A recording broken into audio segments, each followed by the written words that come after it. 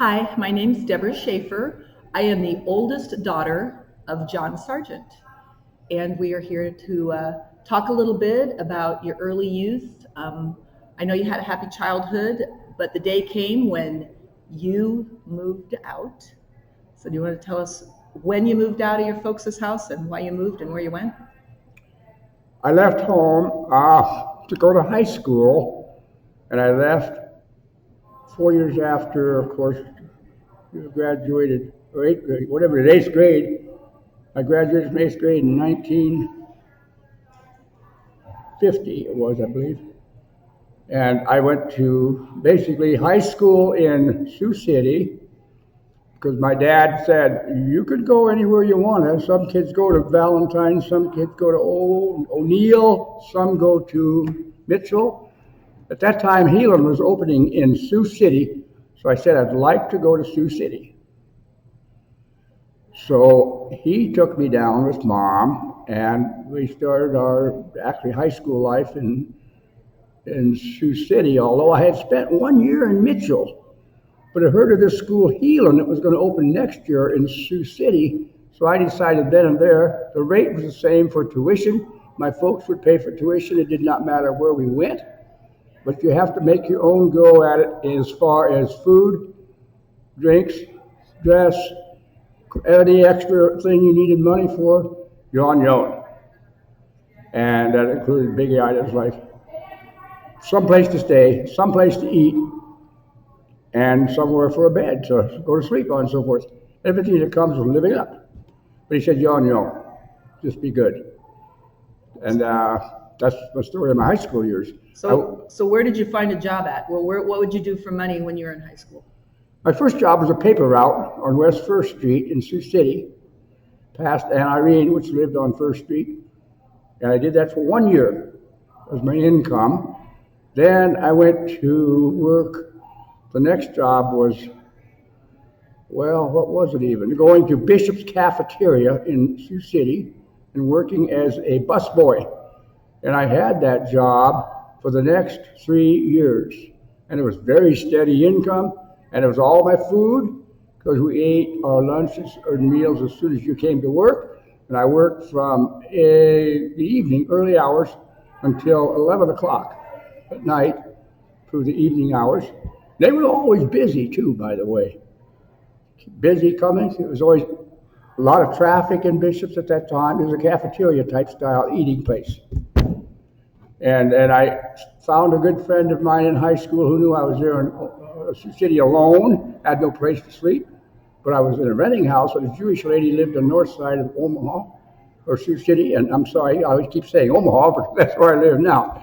But Sioux City.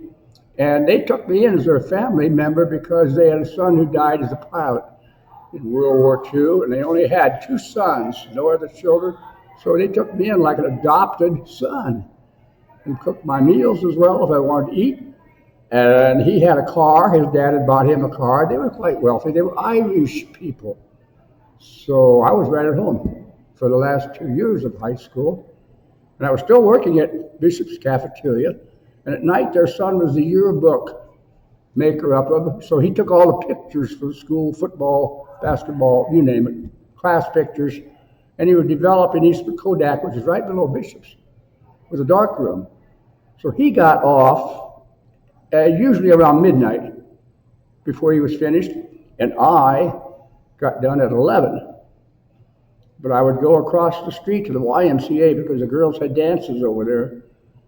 From Central and all the local, wherever girls come from dances. Of course, it was full of girls, but there was hardly any boys.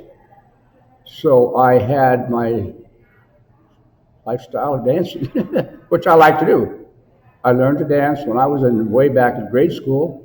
Farming life was hard, but we always went to Saturday night dances. And usually they were in winter, Clearfield, Colomb. I went as far down as Nord, Nebraska. And dancing was our way of life, as well as ice skating and roller skating. But we didn't do that very seldom. Mostly it was dancing. So I learned to dance. And I was always glad I did, because when I went overseas, I put it to good use. Everywhere I went, England, Ireland, you name it. I met girls because they knew I could dance, right away. And swing was coming in then, and they liked swing, but they didn't know how to do it. So some you had to have almost teach them. In fact, I taught dancing thereafter in Korea too, to the Korean girls. I would take them to the clubs and teach them how to do everything from step one to step dancing in the waltz even, because I could teach it then, and they loved it. I was never out of something to do in Korea. I taught Korean language for the whole year I was there, not in English, but in speaking English. I had a book to follow, and I always had a classroom of about 20 Korean, mostly girls who wanted to speak because they was going to Youngsan College, and I had professors who were going to study in Hawaii for anthology or whatever it's called, at science. He wanted his PhD in it, but he wanted to learn to be able to hear English as well. I had airline hostesses who wanted to speak better English than the passengers and couldn't speak much American correctly, so it was more pronunciation and that type of thing. It was never teaching Korean. I couldn't speak Korean even. So life passed me on that way. Why? Anything else? Yes. So when you left home, that's a pretty good distance. Yeah. To get back and visit. Would you just go back for like Christmas break and summer break? Or I only went back one time allowed, and that was for Christmas breaks.